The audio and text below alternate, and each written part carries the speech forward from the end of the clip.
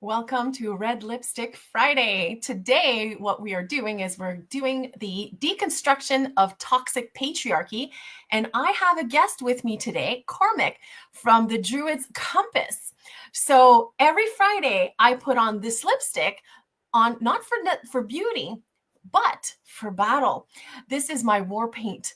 So today, I wear it in honor of every woman who's been silenced and every man who's been hardened by the system that made us all forget who we are. So today I'm joined by Cormac, Druid healer, shadow walker, and we're diving into the deep topic of toxic patriarchy and how it's robbed everybody of their power. So I would love to welcome you, Cormac, to Red Lipstick Friday. Welcome. Thank you so much, Joe. It's an absolute pleasure to be here. Thank you very much for having me on the show. Wonderful, wonderful. So the topic of today is deconstructing the toxic patriarchy. So I know that you've walked through toxic patriarchy. I'm walking through and it's still happening today, right? The toxic patriarchy is a big thing in today's world. And I want to emphasize that this is not an attack on the masculine. This is a revelation. I want to bring to the surface what we are truly dealing against, because if we don't know what's attacking us, then we have no idea how to fight back. So while men and women today are divided and they are bickering at each other, we need to understand that it's not the surface level of what's going on. It's not the disease. And we have to go down to the layer to say what caused the disease, what's causing the division between the men and the women today. And I honestly believe without a shadow of a doubt that it is the toxic patriarchy that runs our system today. So what I'd love to do with you, Cormac, this morning is to start talking about where do you believe patriarchy began, not just historically, but energetically. Can you share with us your thoughts? Certainly. Well, firstly, just in regards to what you're saying about the toxic patriarchy being there, I work with analogies. I like to give people visuals, and we're all on the same page. So how I see the toxic patriarchy in today's society, it's kind of like a scent or an odor that you have gotten used to. It's in the background. It's there. It's absolutely everywhere. But we've become so normalized to it, unfortunately, we don't actually know that we are in it. Majority of people don't realize until they reach a level of conscious awareness to which they're like, hang on a minute, something's not right here. Again, it's actually very clear and very visible. And the quickest way for anyone ever to see that is to go back and watch TV programs or films from even 10, 20, 30 years ago, and you will soon see exactly how the evolution of this has gone. Things have gotten a little more politically correct nowadays, but in terms of the toxic masculine, the patriarchal system, which is toxic masculinity, actually, it unfortunately it is present, it is relevant, and it is there. My belief is that it has stemmed for generations and generations beyond that, again, eons of time, unfortunately, and I believe that it stemmed from ancient times. For those who would have been learned in certain ways or have done reading of texts and whatever else, Babylonian times probably would have been the start of it, I believe. Even thinking about it, that's also when the official currency of money began, was clay tablets, which was initially to purchase slaves. So again, I suppose an interesting point with that, and again, I like to use logic as well, with love and respect to every single person on this earth and who has ever been here before. Do you truly believe that there would have been slaves enforced by women, or do you believe there would have been slaves enforced by men? Bear in mind, men are known exactly for their force, their strength, their domination, their whatever else, in particular toxic masculinity. So yes, I believe even that is a bit of a hint and a clue in there. Now, just in case anybody would think, or anybody watching this would think I am a feminist, anti-man, no, I'm not. I call. Am I allowed to say naughty words on this show? Sure. I call bullshit when I see bullshit, and that is basically what it is. When something is not right, I'll call it out, and there is nobody could argue with anything I've said so far. Right. It's I find the connections that you just spoke about very, very interesting, because it's true. Like the domination of today's society is built off the toxicity of manhood. Absolutely.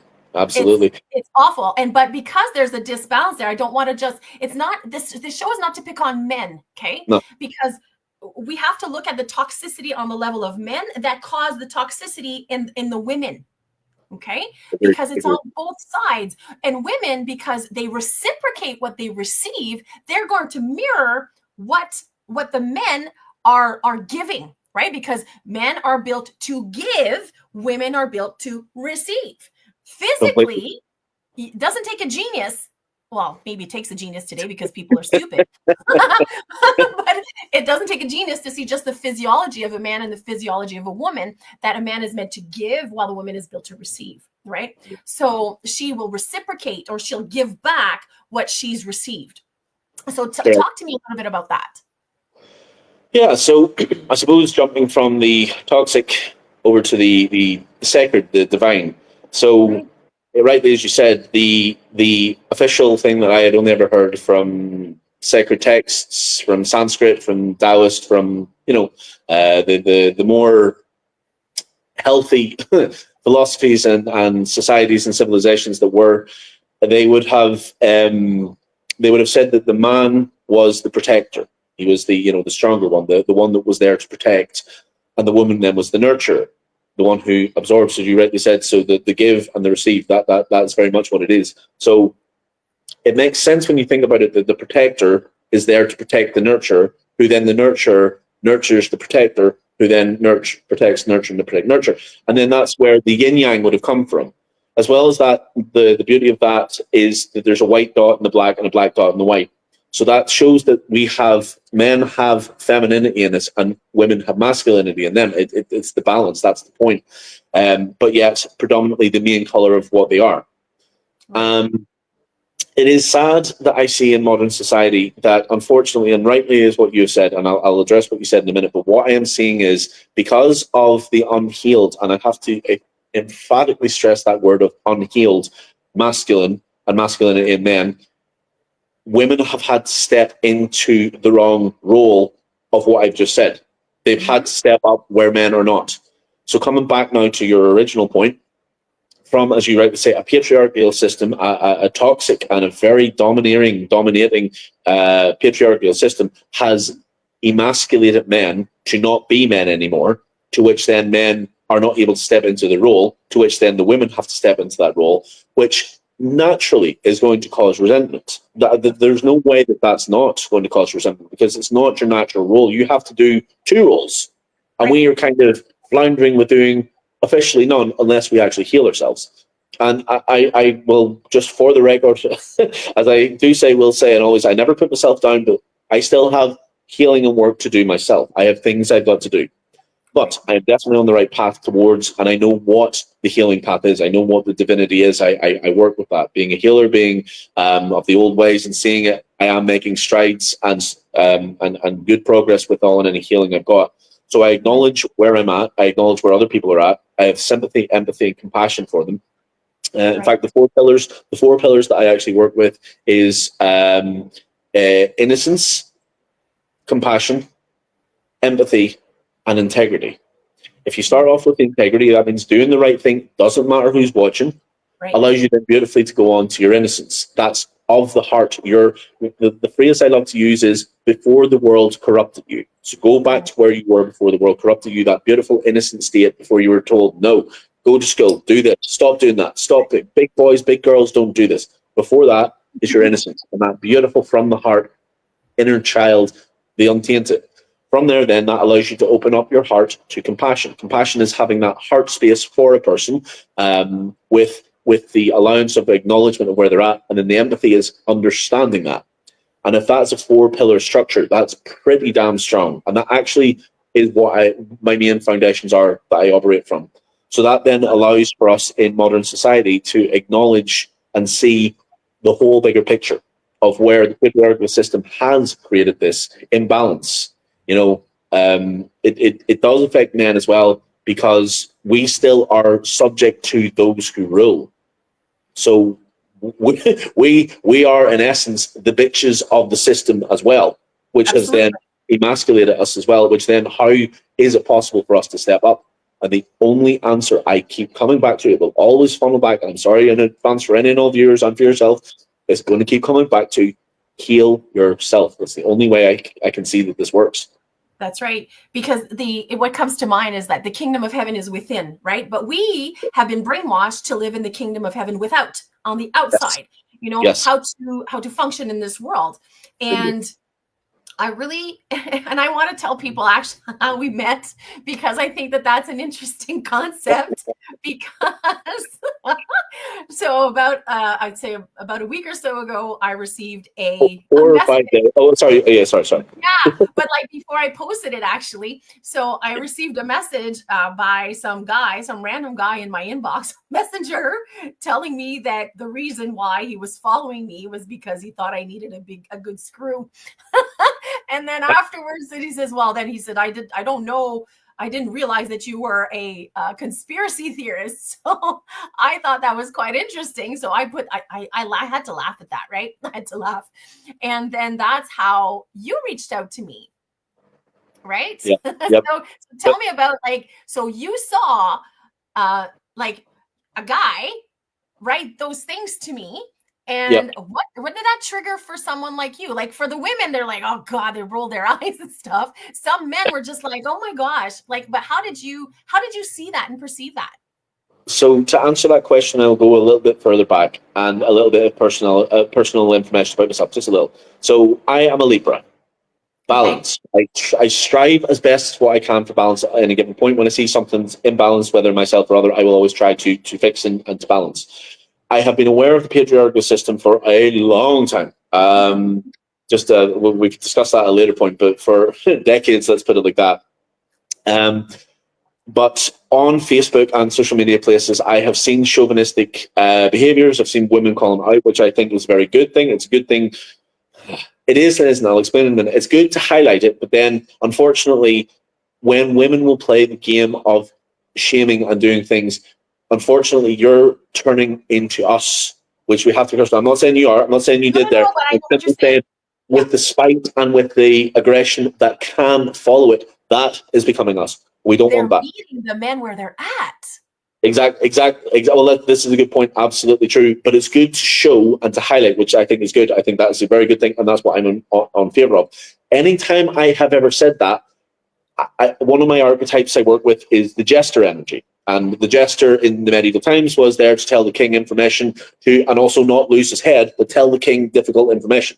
So how in modern society that relates is with jovial banter and whimsy and various different tools at my disposal, drop truth bombs or share information with humor. It softens the blow. So there was the first ever time that I saw this, and I can't remember the exact example, but it was a woman had explained something that had happened, and my face absolutely turned into somewhere between disgust and disdain. And my moon sign then, I'm an Aries, so I'm fire. So I was like, what? I was like, no, this is not acceptable. So I went on, and with absolute disdain, but then compassion, as I say, compassion and empathy for the women, I said, I have read this and I have to share. As a penis bearer, I apologize for my gender everywhere. So, of course, with a little light lilt of jovialness, but also very much dropping a serious truth bomb, of course. And then the women were like, but you're not responsible. I was like, I know I'm not. But it still requires some men to step up and actually do this for something somewhere to change. It has to. And I, as that gender, it embarrasses me to see this shit. And I am really sorry. I am really, really sorry that this happened to you. So you have my compassion and empathy, irrespective of whether I didn't do it to you. I've just spoken to you for the first time in my life now, but I'm really sorry. So that then obviously went down quite well, came popular with the ladies. Not my intention. I just did it again, integrity. I do the right thing, irrespective of who is there or present or otherwise. So fast forward then to yours, to which was, thankfully, it wasn't as disdain inspiring as the one that had been. Like this required crossing a boundary, grabbing, touching, groping. The first one, this one at least was only verbal, but still definitely crossing the line. And I just was like, this shit it's everywhere. And it's like, my God. So thankfully, from the healing I have done, I have progressed further. So my intention solely was to see if you were okay. That was it. Like I'm seeing this everywhere, and I'm just like, you've took the time to put it up on online, so I'll take the time to see if you're okay. Just even literally, even if it was only a message, yeah, thank you for checking, that's okay, bye, and I never speak to you ever again. That's fine. Right. However, well, I'm now on your show, so obviously people will be able to determine and see for themselves how that conversation went. You went beautifully well. Right. It's fascinating. You never know who you're going to speak to ever at any given point. It's fascinating. Well, and I think what really was the touching point for me was the compassion, right? So having someone genuinely reach out and say, look, I'm really sorry, like, in so many words, and to kind of talk about, because this to me is toxic patriarchy too, that a man would actually write to me and say something so ridiculous, like, really, like, I need a good screw, seriously? All right, thanks, guy, like, whatever. But it kind of it flows into what we were talking about anyways, right? And we're talking about stuff online, and I'm seeing a lot of angry men. And forgive me for saying it this way, because right now the 4 pillars, I'm kind of like not all there yet, because I recognize what I've been oppressed by over the last all my life, actually. And now that I actually was able to go behind the veil and see what I'm actually dealing with, like the foundation, I'm angry.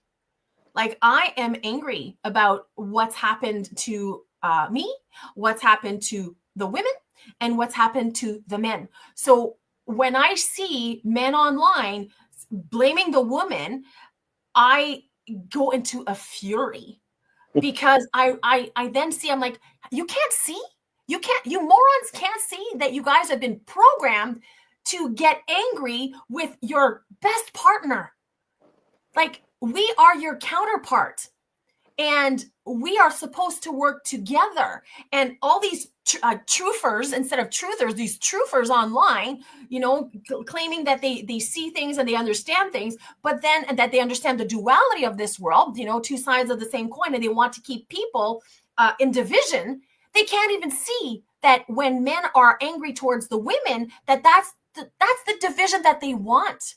And don't get me wrong, I'm not saying that women are not then bantering back and forth, and both of them are just as culpable. If the man is coming up and saying, oh, women of today, they're where's the traditional women and all that kind of stuff, and then the women are going like, what the hell's wrong with you, and they participate, then both of them are at fault, right? So, and when you and someone like you and someone like me are on the outside of that and can see, hey, you idiots, you guys are in the ring fighting each other, not realizing that you're boxing. Like, the sport is boxing. Yeah. So, and if you get out of the ring and you start to see the game for what it is, there's no way you throw darts. Yeah, no way, because then you'd understand, hey, I'm part of the problem. Yep. I'm actually part of the problem. So, and this is what the controllers of the world want. They want, and that's what deception is. They want you to be, to think that what you're doing is right, while you're completely being deceived, and you're part of the problem. Yeah. And this is why I want to do more content on this, to show people you are being played. You're being played. So if you see me as your enemy, you just lost, buddy. You just lost. And for women that are doing the banter back and forth, they're just as foolish. I saw a very good meme on Facebook, and it was more about the system, which applies to this. It was, if you put 100 red ants and 100 black ants into a jar and shake the jar, the ants will attack each other. Rather than actually thinking who shook the jar, who put us in here. And that's the point. That's exactly what it is. That's having that ability to do that. Yeah. I smiled at something you said there whenever you get out of the ring, and it was like, you idiots. So the more compassion that we can eventually have, and again, as you say yourself, you're working your way through it, and rightly so. Listen, you have every single right, because you're still in the wounded stage of the current live action toxic masculinity that is not being addressed or healed. Right. So it's like having an open wound and it being, of course, it's going to hurt. Of course it is. However, what I can only ever share and say for the women, for your own benefits, to get yourselves out of a state of torment or frustration or any circle of hell that you might find yourself in, whatever degree this irks, annoys, or enrages you. Look at it like they are wounded children, and do not bring yourself to their level. That's the best advice I could ever say. Heal yourself. Focus, as you rightly said, the kingdom of heaven is within. Heaven, not hell.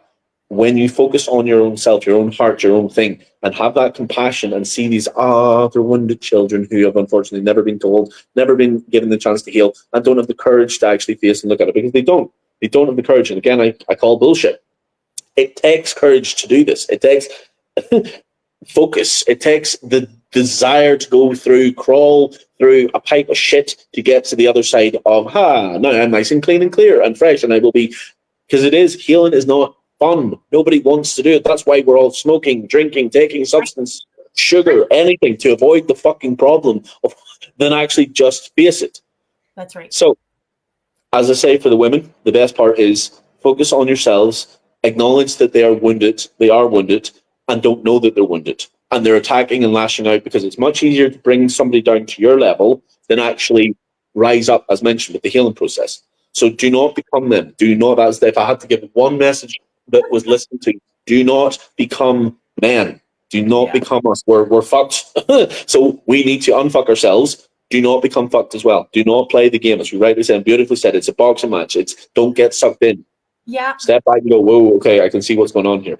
And then the compassion is the heart's. This is where you ladies are then in your element. Absolutely. You men generally, as I say, I like to split it into three: the head, the heart, and the gut. So the head, men are logical creatures. Yes, no, hot, cold, dark, light.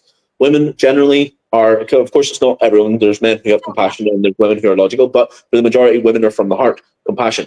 Go into your strength. See them as what they are: wounded children who are stuck in a state of arrested development that they do not know any better. They have not either been told or worked it out that they need to heal themselves. And then with that, you'll find a sense of peace. Go, okay, it's the wounded child. Okay.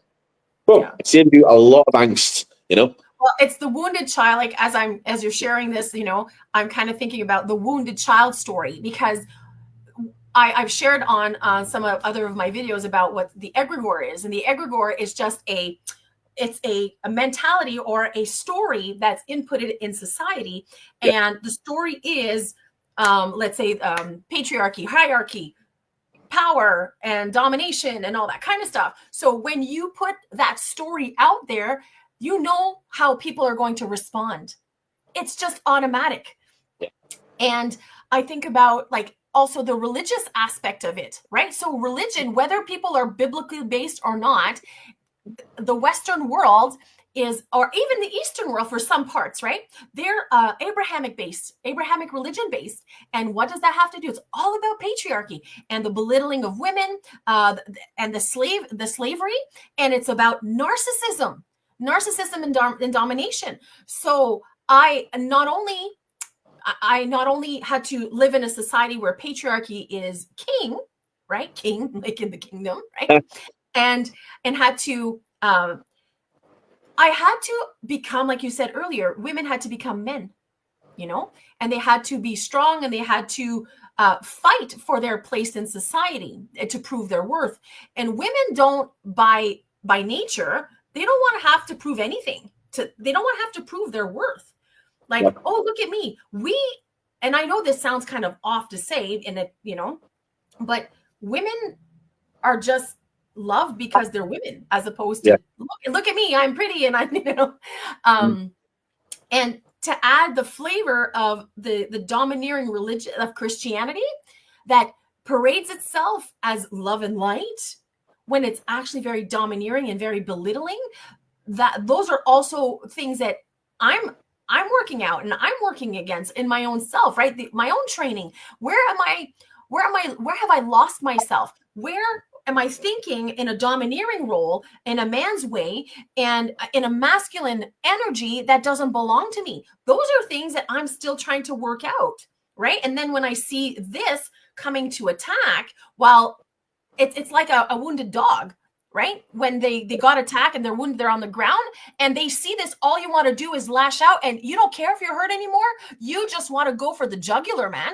And I'm very well aware that I'm going to go for the jugular, but it's because, like you said, I'm a wounded soul and I'm seeing other wounded souls. I apologize. And it takes a lot to work that stuff out. Healing is not for the faint of heart. It's not for the faint of heart. And in your walk, can you explain to me what triggered you from going from because we are all in the toxic masculine, right? So for you to go into the toxic masculinity, and what did you have to work yourself out? Now I'm familiar, like you said earlier, you're not completely healed. There's still other things in your life that you need to heal. But what brought you to coming to a place of understanding of the toxic patriarchy, and then going through the healing process? What was that journey like for you? Well, I don't know if we have enough time to go through the whole thing, but I'll summarize. Firstly, thank you for that as well. And coming back just to what you're saying, I do completely agree that religion plays a massive role, and I suspect we'll probably be delving more into that a bit later. But in terms of that, where I came from and what happened, so my path, my journey, I started off, unfortunately, bullied by there were 3 little villages to make up a parish in my place in Northern Ireland, and there was literally I'd say about 3, 4, or 5 people that I kind of got on with that were more like the outcasts as well, didn't fit in.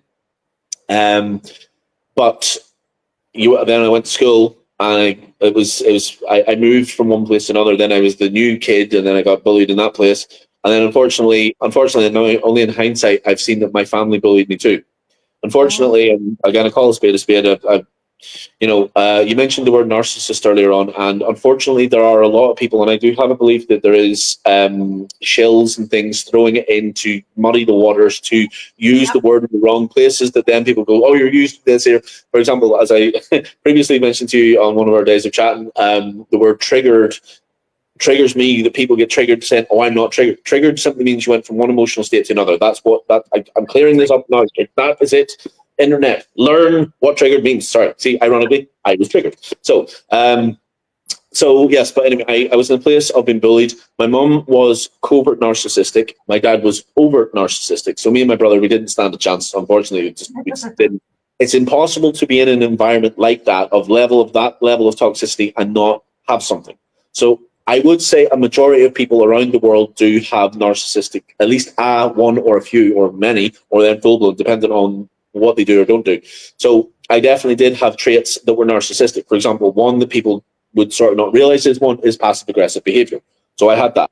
If a woman has ever done the silent treatment, that is passive-aggressive behavior of the magnitude. That's the feminine version. The masculine will be slamming doors and shit like that there. So we have our own versions. Anyway. So, of course, not subjective only to it, could be either or. But anyway, so I got bullied.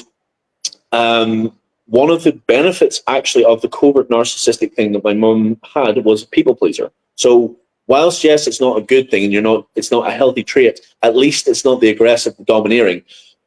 But within my own gentle little soul that did get inflicted by this, I didn't want to see other people suffer. I saw how absolutely heart-achingly pain to the center of your soul levels of destructive and destroying that was. So I didn't want anyone to have that. So then I managed to flip that around, and thankfully, and again, it could have gone anyway. And I could have been Northern Ireland's best hitman, and then within right reason, I easily could have taken out my bullies one by one. Don't get me wrong, I did have many days that I had dark thoughts, and that did cross my mind. I will call a spade a spade. However, thankfully, I didn't act upon that, and I went the opposite direction of healing. So I'm qualified in reflexology, massage, talk therapy, energy healing, sound healing, shamanic works and retreats, and plant medicines, tinctures, lots and lots of different things. I branched out, and I'm so glad that I went that path instead. Yeah. As I say, you could, but unfortunately, and this is the thing, that the patriarchal system, the toxic masculinity, and now as a result, the created toxic femininity, do not realize it. The more you are in darkness, attacking and being in darkness will never get you out of darkness. That creates more blackness. That makes it jet black. That makes it encrusted in shit black. Right. The only way out is through the light. It's the only way you're ever going to get it. So I would class myself officially as a Macleanian na Druidic in Irish, which is a student of Druidry, because the egotism to say that I would be one, well, you're always learning. So I like the choice of, I'm always a student, I'm always there to learn, always. But then I added on na Druidic na Tolas, so that's of light, of the light. But I would class myself officially as grey. Yeah, not just literally, but also, and why I'm grey, because I see the darkness. Now, people often see dark or light, evil, good, sure, but also there is in the light clarity, a light room, and in the darkness. So a lot of our inner children are in a locked dark room, especially the toxic masculinity, patriarchal, are in a locked dark room and do not have light. So as grey, I have the ability to see what the dark is and pull the dark into the light. That's kind of what my mission statement is. That's what I'm doing. And grey is not bad. Grey, initially, whenever I was trained as grey, obviously the dark shamanism is they will attack, they will curse, they will do different things. The grey shamanism, which is what I was first trained in, but have since transmuted it with my fire, my fire transmutation energies.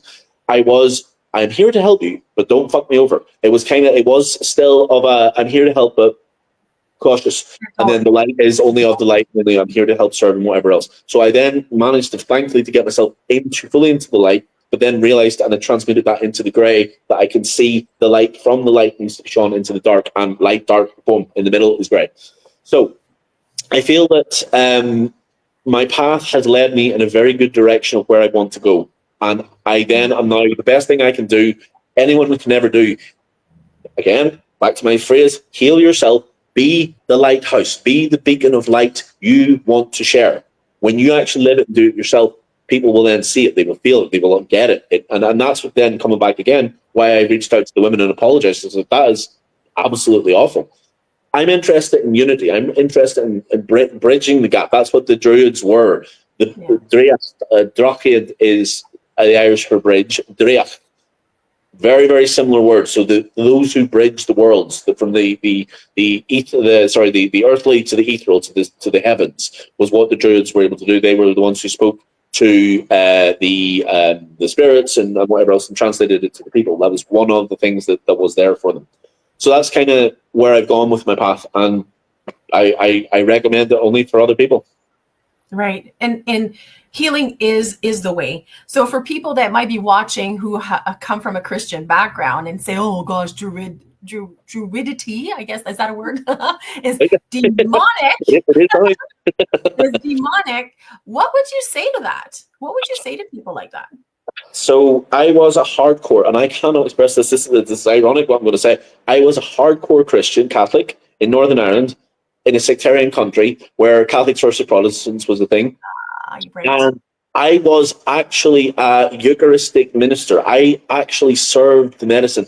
I'm telling you, I cannot. I was singing in the choir. I was fully invested because, like the Christians who have God's grace or the peace of Jesus or whatever else it was, you feel that. You do feel that, and it is there. It is a thing.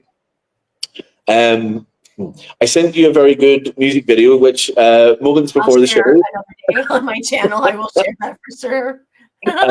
So moments before, but the beautiful thing at the start and at the end, it says coexist.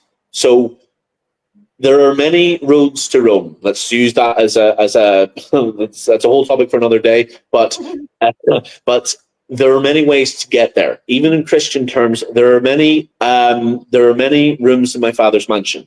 All right, so I know the lingo, I know the things. So there is. What I translate that is, if I actually, and I can tell you this here now, somebody who goes to church twice a year, drinks doesn't do anything of any particularly good, they're due to get to heaven. This was more the saved would believe this, the saved Christians, versus me, who's going out of his way to actually help heal and bring people out of the darkness. You're saying I'm going to hell because I'm doing that? Well, that doesn't make any logical sense at all. So, because you're not preaching Jesus. So exactly. So, but that there is then within the box of the confined box of Christianity. You see, if God created absolutely everyone, the people who are in the Islamic countries didn't get a shot at Christianity. So by default, he has, according to Christian thinking, those people are damned from the get-go, and it's their fault that they didn't convert. Well, how are they ever going to convert if they never leave an Islamic country? So I rest my case with that there are many rooms in my father's mansion. However, I personally believe on a higher consciousness level, to which I have seen firsthand, I have been born witness to it, there are many different constructs of which a person can be. Christians have the ability to get to the end finish line. It is possible. My mother is hardcore Catholic, and I can only tell you from here now, see, we had divinators, so people who did, my great-granny did read tea leaves. My granda was able to divine water. My mum had the skills, and I had the skills, so it was passed on. So, but she's hardcore Catholic. We all were. And when my mum prays, I can tell you she transmutes energy in the room. I have felt it. I've seen it. I've been aware of it. I am fully aware. But that's Christian. There are actually also shamanic Christians. There is like the blend. Again, the tying of the knot back in early Christian days was the hand fasting the pagans did. So there are links and things between. However, for the hardcore Catholic Christians who will not accept or believe or accept or tolerate this, that's absolutely fine. Then you can pray for my soul, and I'll accept any and all good vibration in my direction. However, I do not believe that I am going to the Christian heaven, hell, purgatory, or otherwise. So I feel cool with that. But it's a construct. It's actually just a belief. It's not true. Bingo. Oh my gosh! Exactly. Which the music video that I sent you very much shows that is a construct, and I do believe that was created by a patriarchal system to keep people in control and fear. Because let's put it like this, Christian people. If there is even a sliver of a chance to go to the lake of fire, you are going to step in line and stay in line, irrespective of whether it is true or not. That possibility. See, over here in Ireland, there's things called fairy trees. And even those who are not superstitious would never touch the branch of a fairy tree because they know what has happened to people who have done that. And it is Irish, the whole of the corners of this island. If you went to somebody and says, would you break a fairy tree? There would be don't think I'd be at that now, just in case. So it seems to be the same with Christianity as well. So I am only bringing messages of light and peace. But let's think about it like this, which I do then like to talk about the dark side of Christianity, the Crusades, the Spanish Inquisitions, the witch trials, especially in Salem and various other places. In the name of your God, you butchered people. I'm sorry, but that's not a religion or an ethos that I want to follow. And St. Patrick supposedly got rid of all the snakes, aka Druids. He missed a few of us, thankfully. We're back, and the Irish, we're coming back in good form, like the shamrock. We regrow wherever we need to. So, again, for such an aggressive religion of peace, supposed peace, of course, then there will be people say, well, that was the ones who were running and they were wrong. Absolutely. But they still did it. It still was a thing. It's attached to, and let's not even talk about the pedophilia of the Christian churches. That I would make people cry if they heard of the Mother and Sons foundations over here and what had happened. It is barbaric, and that's not even just pedophilia; it's murder and all sorts of things. There is unbelievable levels of corruption in there. But that being said, each Christian, I'm not telling you not to follow it. It's your life, your philosophy, your theology, and your religious. But be in the light, irrespective of what path you're on. It doesn't matter if you're Christian, Hindu. The Hindus are very peaceful people. The pagans, when they are in their elements, ironically, they actually then are in a place of light. So I have done and said nothing today that has signified that I'm here for anything other than actually anyone's own good and well-being. Well, and I would agree with you on that. To be in the light. However, this is my perspective because and like yourself, like you were Catholic, I was born Catholic, I was raised Catholic, and then I became a Pentecostal, full-blown Bible-believing Christian. But deception is that it gives the illusion of light with the undergirding of fear, shame, and I can't even think of the word right now. So I like you, what we were talking about yesterday off camera, we were talking about having every single religion, every single belief system out there has a glimmer of light. Okay. But the thing that I had to learn and come out of was that Christianity was not the absolute truth like I was brainwashed to believe. Right? Because there were still some things within me that went, something's off. And I couldn't for the life of me step into my identity, step into who I am. So yes, you can have the light part of it, but, and I know different people have different callings in their life. They have different reasons to be here. And not everybody's going to be moved and resonate exactly how I'm going to do my life or how you do your life. Of course. Right? But my goal, and I believe your goal is too, is to get people out of the programming, whether it's religious, whether patriarchal and all that kind of stuff, or the twisted, right? And there's still like twisted matriarchal stuff too. Yes. Right. Yep. So there's the extreme too. So we want to not go from one side of the ditch to the other. We want to come into the blend in the middle. Now, does that mean that I know all the truth and you know all the truth? Absolutely not. We are sharing the truth of what we've lived. And we know for a fact that I'm not the only woman that's been through this. You're not the only man that's been through that. And there always are forerunners and people that go ahead of the game to go through the shit, the miry mucking stuff, to come out of it so that we can then help and assist other people so that they don't necessarily have to go through as much pain. Like we've suffered a great deal. You know, like you've cried a lot, I've cried a lot. And at the awakening process of seeing what we are truly living in. So I want to thank you for sharing that. Because it is really important to, well, for me anyways, to kind of go, yes, but make sure that you're not being played at the same time where you're loving and lighting it. Okay. Yes. Because I can assure you 1,000% that you're being played in some way, shape, or form. That's it. Right? I completely agree with everything you said there, and very well said. It's completely true. It is. And you see, as people, we don't like to admit we're wrong. That's where there's unhealthy, unbalanced ego. We don't want to admit, shit, I spent 40 years doing this or doing that or whatever else it might be, or this, whatever person might be feeling it. For me, I'm thrilled that I got out of my Christianity when I was about 25, I think thereabouts. And as you can tell, and here I'm not stupid Christians. I have no interest in putting things down. It's a belief system that, as I mentioned with my mom, she can transmute. She can bring actual energy of God's grace into the room.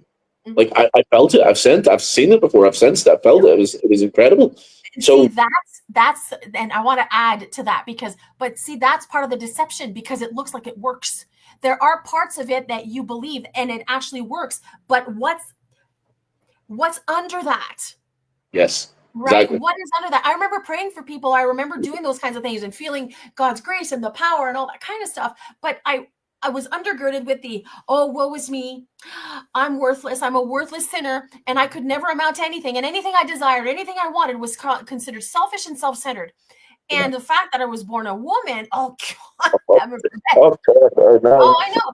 Heaven, excuse me, heaven forbid. So yes, there are parts of it that can, like you said, transmute and can be brought into beauty, right? Because we are fascinating beings that I don't even think that we've come to a place where we really understand who and what we are. And the people that are in control of this world have a better understanding about who we are, which is why we're being oppressed so badly through this patriarchal bullshit. Exactly. And so I feel that we could actually have this like topic of conversation. But what I would love to ask you in respects to your journey, it's like, what did you have to unlearn in order to reconnect with the softness and empathy of who you are? What did you have to go through? The very, very short answer is everything. Probably the main and the prevalent things was, so as mentioned, I came from a narcissistic background, so there were certain traits that I had. The covert narcissist is way more dangerous than the overt. The overt is the belligerent asshole that you can spot a mile away. That's fine. The covert is literally covert operations. It's done in the shadows. So the covert is, but I'm trying to be a good person. Why are they treating me like this? I'm doing good. Suck, suck, suck, suck, suck, suck, suck, suck, suck, suck, suck. So that's what that is, which is dangerous. So there are, again, so I have three, so white, red, black. So three is very prevalent to the Druidic and the Celtic faiths and philosophies and lifestyles and all that stuff, theologies. But there are three levels that I have found, again, that work in terms of the healing path for a person. Number one, victimhood. Number two, actually, no, I'll go through this. So victimhood. People hate certain words that trigger people. Number one, as I mentioned, was triggered. Narcissist has now become a trigger word. But when somebody says the word victim, they're like, stop being a victim, as if this is something bad. You are a victim of something that happened. That is the factual, actual English definition of a thing happened to you. You were a victim of that thing. So we are in victimhood. However, where victimhood is dangerous is, especially for the covert narcissists, they wallow in that because they're getting attention and sympathy and the supply from other people. That's the problem. If you stay in them, it's like lying. I'm sorry for this horrible image, but it has to stick with people. It's like, okay. It's like, let's say you're in a bath and it's a lovely bath, and then you lose full power of your arms and your legs, and you're able to just stay propped up in the bath. And unfortunately, you lose control of your bowels, and you fill the bath up in shit, and it just keeps coming. It's turned into a brown bath, and initially you're in that. So that's what victimhood is. Victimhood is this horrible place, dense energies, pain, awfulness, where you don't want to be. So we have to get ourselves out of that. We have to get ourselves out of this place. Because if you don't, you're staying in your own shit. You're staying in your own trauma. You're staying in your own low vibrational, oh, but people do this to me. And they did that to you.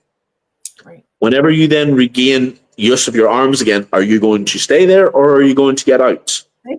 Prop yourself I would immediately, at my first opportunity, I know what I would do. I would get out of there immediately, call a specialist, and then re-wash myself clean of the shit I was in. I would go to the car, whatever else. I would get myself out of it.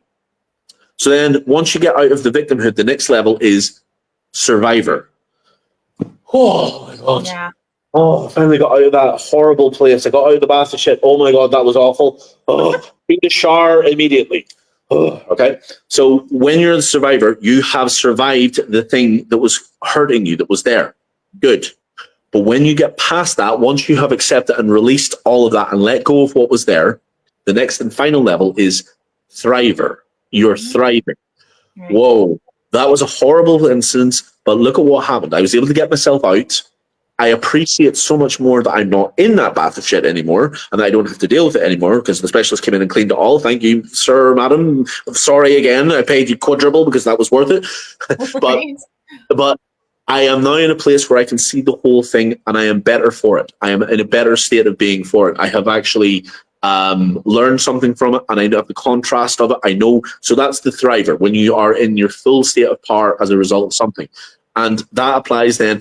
By the way, in advance, I am really sorry for the horrible images that are stuck in all of your heads. I am sorry. But anything that works at this stage is good. I'm a victim. You're a victim, indeed. So let's see how we get you to the survivor. You survived it. Woo! Thankfully, that image will eventually dissipate. Okay, there we go. Oh, that's all. It doesn't feel me as much now. And then the thriver's like, but I see where he's coming from. I see why he did that. It had to stick in my head. Now I'll never forget that so long as I live. There we go. You're welcome, everyone.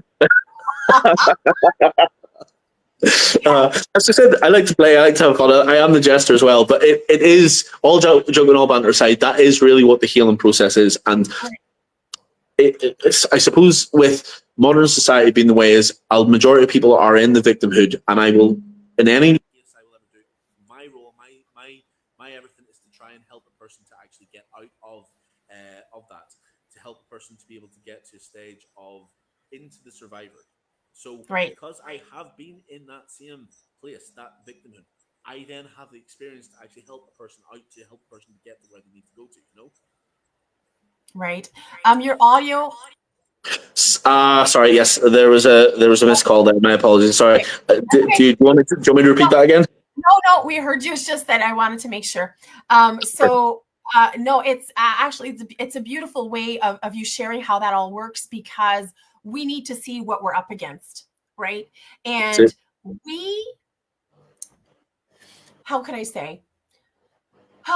I think about like the whole Christian thing. I think about the victimhood thing, and I think about how we really need to internalize the right way, not the mi culpa, woe is me, or but to kind of come out of that. And sometimes we do need help, right? We do need people to help us in our journey in respects to that.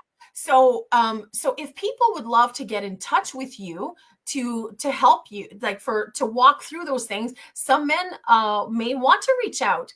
And so can you kind of share with us a little bit about what you offer and what you do for not only men and possibly women too? Because for me, to have someone that understands toxic masculinity, toxic patriarchy, and has been a victim, like I understand that I've been a victim of that, okay? And I need to, and I've propped myself out of the bathtub, okay? And I'm like taking a shower, getting all that shit off. Good. I still know that I'm not in the thriving position. So what is it based on your Druidic past, your healer? Tell us a little bit about what you can offer to people who may want to reach out to you. Yeah, so I suppose, well, as I mentioned earlier on, I started off with healing, and it was the holistic path is where I went first. So reflexology, massage, the body. We hold cellular memory. We have things that are in there, and we can release them and let them go. For example, we know, and this is quite common knowledge nowadays, we get sick when we're stressed. Stress causes disease. We're in dis-ease, so we get disease. So the body, that's a good way to help. I also do talk therapy, but interestingly, I was trained in counseling, and I found myself struggling with that because as a counselor, you're not actually allowed to tell the person, if you can see it, I'm not legally allowed to tell you what is there. You have to work it out yourself. So it's kind of like, so why do you think you're feeling like that? If you knew, you wouldn't have come to me in the first place. So I saw the lunacy of this system of all of it. So I inverted that to a thing called real therapy. Now, obviously, because I work with energies, I work with body language, I work with facial expression, tone of voice, choice of words, all this stuff. I observe you, I put you under a microscope with love and compassion, as mentioned, for your benefit, to be able to point something out. I was like, that was an interesting choice of word that you used there. Interesting. Right. Very interesting. Why did you use that one? That is actually potentially leaning more towards victimhood or this or that and the other. And when I get anything to work with, I then will help you and speak to you like an actual person rather than this therapist who's trying to get your money and, still wants to help, but give me money first before I will help you, sort of thing. I'm more along, see, that's why I actually am donation based. I truly believe, give me what you think this is worth. That's and I feel that's authentic. That is generally how I operate. Ironically, then for the real therapy, and that's the joys of this real therapy, as I'm in Ireland, you're in Canada. This is beautiful. We can do this anywhere in the world. So I can talk to you about this and treat you like a real person. But the beauty of real therapy is I ask the questions that you either don't think or don't want to ask yourself. Because, well, that's real. If it's there, I'm going to ask you. I'm going to tell you. But again, with a compassionate spin to try and actually help you for your own well-being. So that's something there as well. Right. What about the shamanism? What about your shamanistic things? Because I'm still new at this, so I don't know what it's all about. So, and I'm sure other people are maybe curious about that. Can you share a little bit? Certainly. Within certain confines of what I'm allowed to for my own legal safety and various different other things as well. I work on a number of different things. So this then will be stepping more into the ethereal, the sound healing, the energy healing, things like that there as well. So quantum physics, everything is made of energy. All particles, atoms are of the same energy system. So science does actually agree with it. And that's, again, the Druids bridging science, ethereal, spirituality. Hey, look at that. There's a bridge to connect it to. So, so energetic. So I have the ability through, and as I always like to say, in case anybody's saying, oh, this spiritual, egotistical man, as I say, I create a Druidic coin. I ain't special, as in anyone could do this. Any person could train and do what I've done and probably even surpass me. That's perfect. Go for it. The other side, but I am doing it. And I own that. I know what I can do. I know my skills. I'm training in them. I've trained in them. I'm ever bettering them, and I will continue to do so. So just to clear that one. So then with the energetics and whatever else, then there is the retreats that people come here, and this is the deep healing. This is the levels of getting shit done. So obviously for people in different countries, and we do, believe it or not, I have actually served people from America. I've served people from Argentina, from Switzerland, Poland, Australia. I had an Australian person come over before. So people do travel over to this, and it's something I'm very happy to work with and to help them to deal with. But those retreats are serious levels of healing and require a 2-day workshop, and then the actual healing ceremony that I will work with, where you will be going into most likely dealing with childhood traumas, which predominantly is where most of it stemmed from for most of it. So that would be kind of my bread and butter. But recently, my path has interestingly put me into the shamanic or Druidic oracle card readings, which is interesting.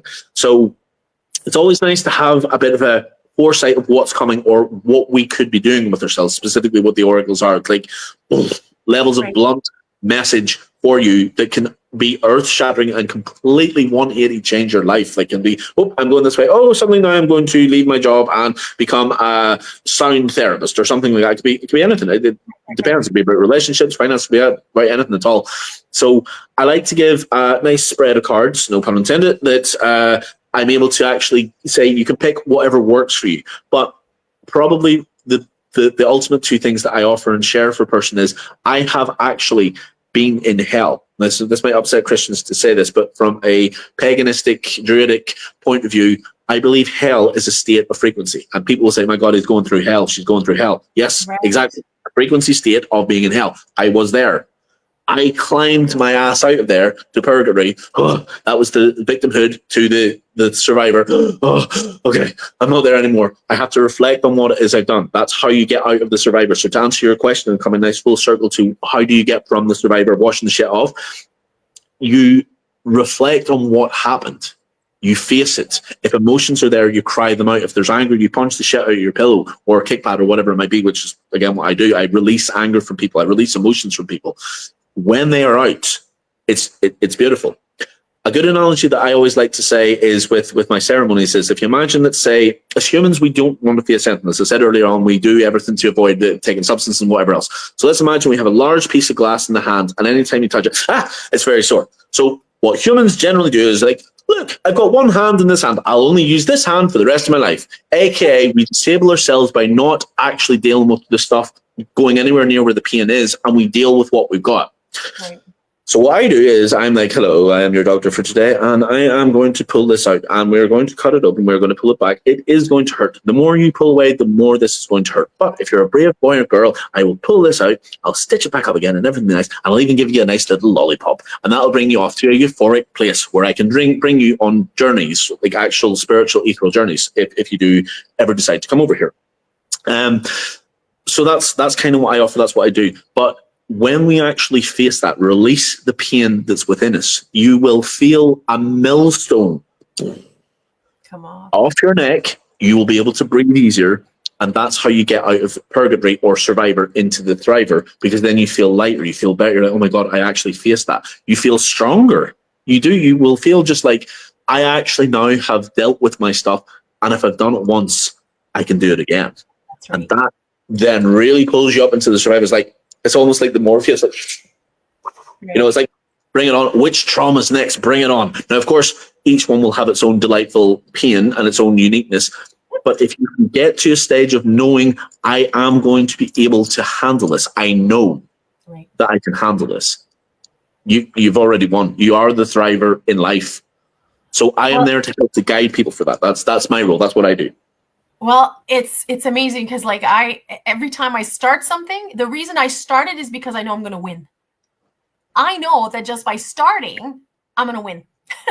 So regardless of the journey that it's going to take me to, right? Like anything worth fighting for in this world is going to cause you a significant amount of pain, and it will cost you everything. It'll cost you everything you've ever known, everything you've ever done, and bring you to newness of life. Like this whole transformation thing is a real thing. Yeah. And the way that the system is set up is to keep you oppressed, compressed, and depressed. Okay. Absolutely. And to not grow and to not come into fruition. And the beauty is in the matriarchal way is the nurturing. And I believe that this is what you're bringing. You're bringing a sacred. It's not that you're feminine, but you're bringing a sacred femininity based on you healing your sacred masculine to be able to bring about a level of compassion, right? Yes. And I feel that is very, very needed. And maybe in the future, for those people that may not be able to fly to Ireland to be part of your workshops, perhaps we could always look at having your workshops done online, because we have the capability now to be able to offer things online that we couldn't before. Yeah. So maybe for people that would be interested in that in the future, maybe we could figure that stuff out for them. So what I would love to do before we go is I always, on my Red Lipstick Friday, I am using my tarot cards. Not that I am the best at it, but I'm learning how to maneuver through it. And what I love to ask the tarot cards is what part of the collective shadow around patriarchy is being exposed right now?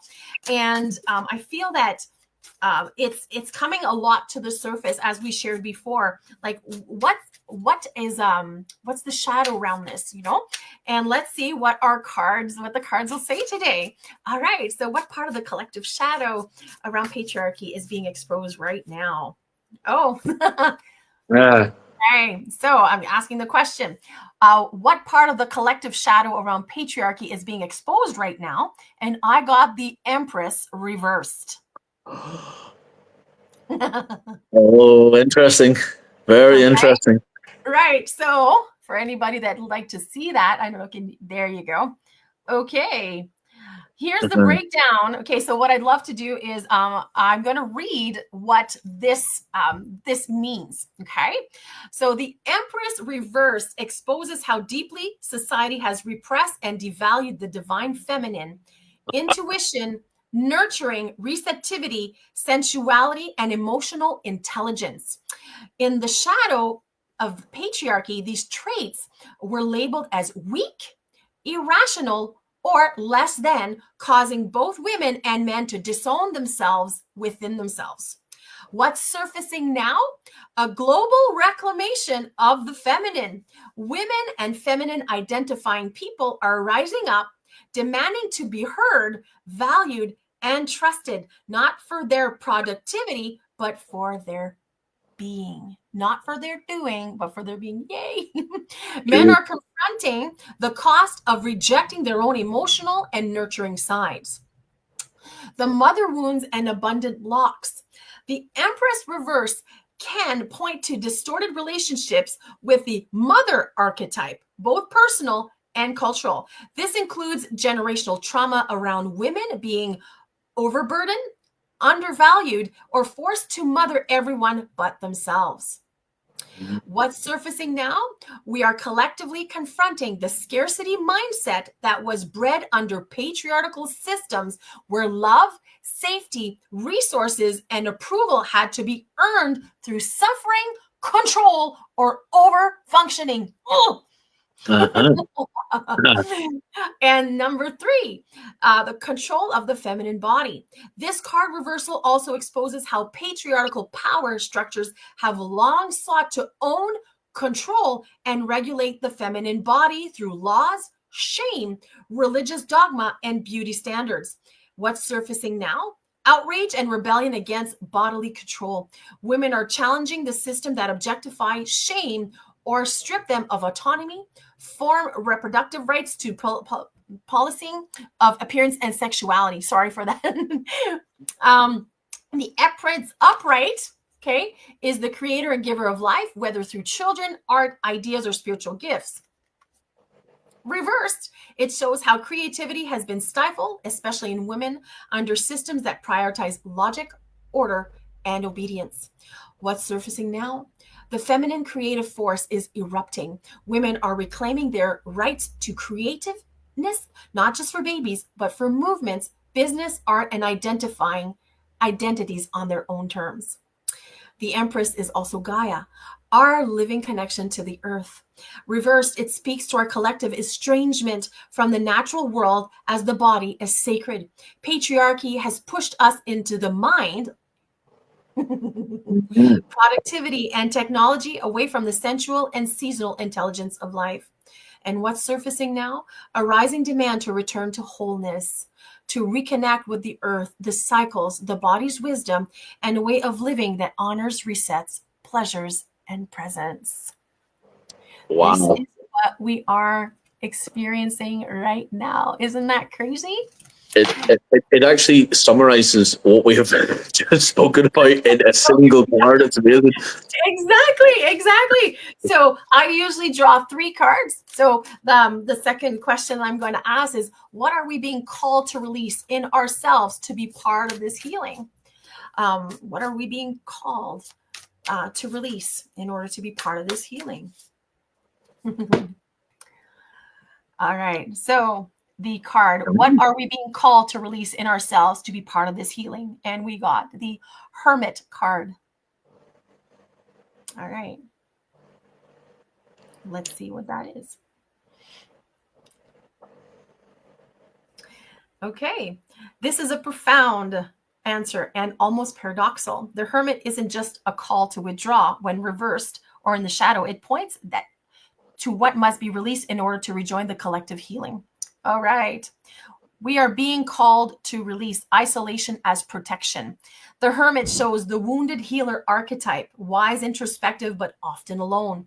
Many people, especially those recovering from patriarchal trauma, have learned to hide away, heal in silence, or believe they must go it out alone to stay safe.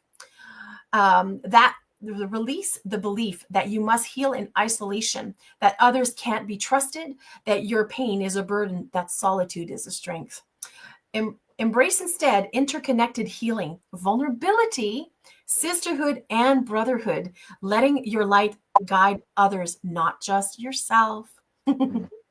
The Hermit can represent overthinking, spiritual seclusion, and analyzing instead of embodying. In this context of healing the Empress reverse, this says, release the over-identification of being the seeker or observer and actually step into embodiment, into messy, real relational healing. Healing the feminine isn't just about knowing, it's about feeling, creating, and being in your body. The Hermit hides their light under a cloak. Many of us, especially those who've been burdened by patriarchal system, dim our light to stay invisible and safe. Right? Right. Release the fear of being visible. Release the shame around your inner wisdom. Release the need to be perfect before you speak, teach, or create. This is so powerful. This card highlights the rugged individualism baked into patriarchal survival, the I don't need anyone wound. The release the lone wolf mentality. Let yourself need people. Let yourself be needed too. Healing the feminine means reweaving community, interdependentness, and sacred space together, not just going within, but bringing what we find back to the world. This is beautiful. Very The much so. hermit sometimes represents avoidance, not inaction, but detachment from the world's pain. It's the person who says, I'll just focus on my own energy and stay out of it. What we are not being called to spiritually opt out. We are being called to show up, embody the and whole in the chaotic and sacred times. We're asked to release this. All right. And now this, I think you'll find interesting for the last question is what sacred energy is ready to rise in us if we stay courageous and truthful? Oh, the Emperor. Interesting. Let's see what that is. Okay. So let's see what the answer is to that. Okay. So I'm reading because for people that are maybe unfamiliar, I am actually putting this information in ChatGPT for it to give me the answer in respects to what this is, right? Because I'm still really new at this. I have something kind of funny for the last question and the results, so I'll tell you after. So read it out, and then I'll share that. Okay. All right. So they said, wow, Joanne, this spread is stunning. We started the Empress reverse, revealing the collective wound.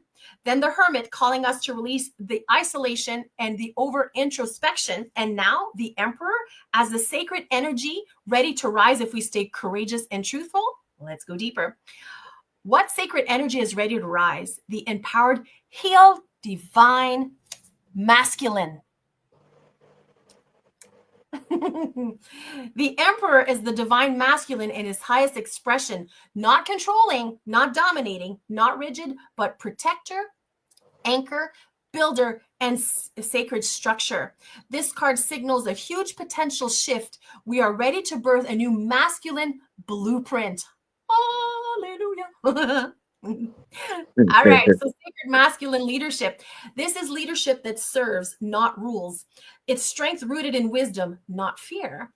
The Emperor says you can hold power without abuse. You can set boundaries without harm. You can take up space without stealing it. What rises? Aligned leadership, men and women stepping into conscious authority. A new era of creators and protectors, not controllers. Healthy structure without oppression. The Emperor provides form, but form that supports life, not suffocates it.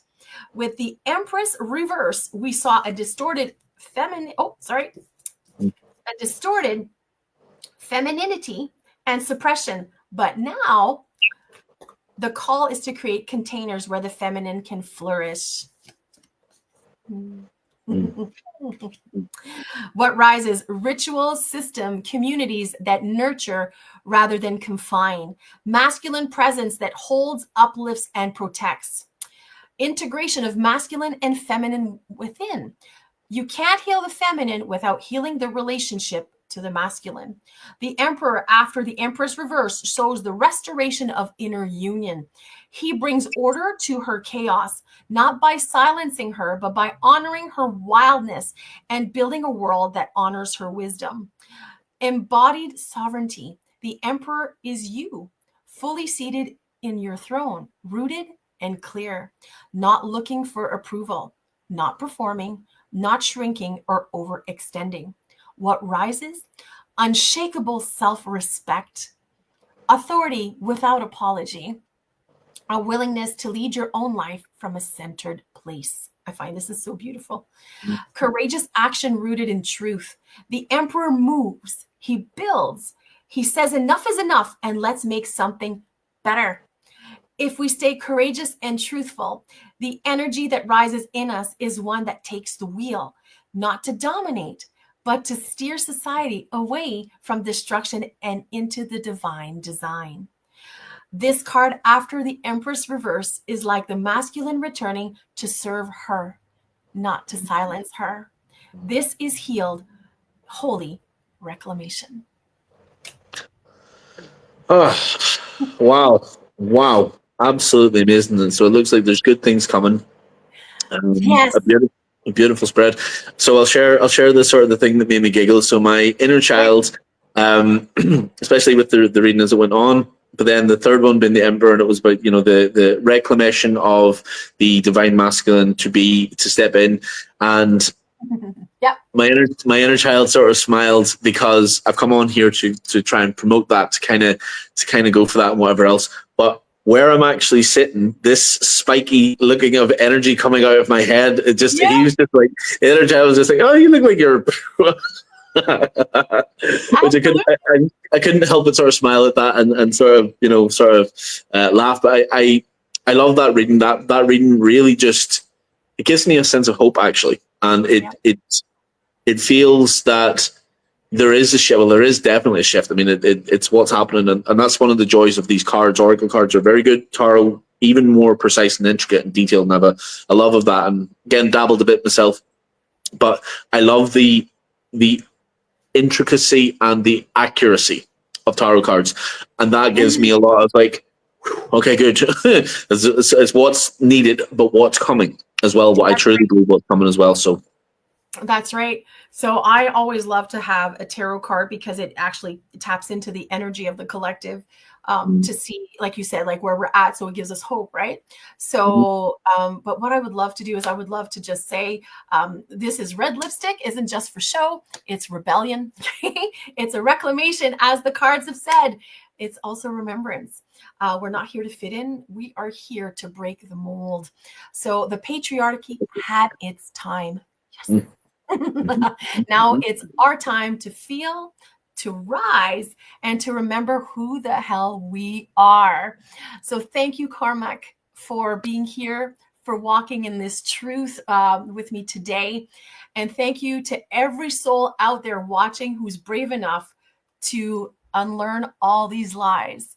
And I will make sure, please like and subscribe, and we'll put down in the description box how to get in touch with Cormac and how to reach out to him to see if what you are going through, if you need his services and just his insight. So Cormac, thank you so much for taking the time today. Joe, an absolute pleasure, honor, and privilege to be here and to be part of such a beautiful show. This is amazing. I'm a fan, but this topic was very juicy, and should I ever come back again, should there ever be other topics you want me on, I'd be more than happy to share. But I feel this was the perfect timing, the synchronistic timing. That's awesome. Well, thank you again, and we will say have a great day, everyone, and we'll see you on the next time on Red Lipstick Friday. Thank you. Bye. Okay.